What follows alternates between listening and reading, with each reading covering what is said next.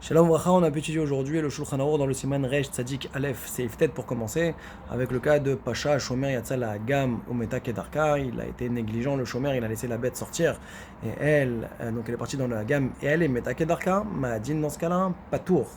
On est dispensé de payer. Pourquoi? Il explique le Sma, parce qu'il n'y a eu aucune corrélation entre le Ones qui s'est produit, le cas de force majeure, Meta Kedarka, avec le fait qu'il a été négligent de la laisser sortir.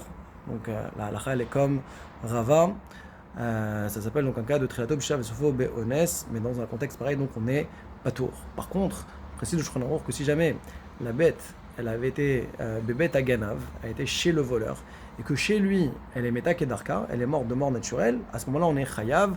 Pourquoi? Parce que on pourra lui dire, de toute façon, elle était perdue dans les mains du Ganav, donc qu'est-ce que ça change? Qu'est-ce qu'il a pu lui arriver chez lui? Dans ce cas-là, on sera Chayav, étant donné, comme il précise le SMA, que depuis le moment où il y a eu le vol, à ce moment-là déjà, le chiyuv de dédommager le propriétaire existe, donc on ne rendra pas patour parce qu'elle est chez la maison du Ganam.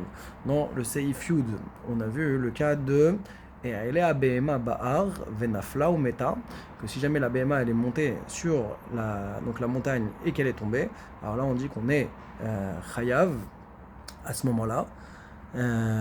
Par contre, si jamais c'est un cas de Mita Kedarka, donc c'est pas suite à une chute, où là c'est des Trilato B'Shav Sofo Be'ones, mais comme il y a un lien, c'est pour ça qu'on était chayav, mais dans le cas où c'est Meta Kedarka, donc il n'y a aucun lien, encore une fois, on est patour. Le Prisha précise que malgré tout, si jamais il l'avait amené là-bas, sur la montagne, parce que pour aller faire paître le troupeau, c'était de meilleure qualité, dans ce cas-là, ça s'appellerait pas une pshia et il serait patour également dans ce contexte-là.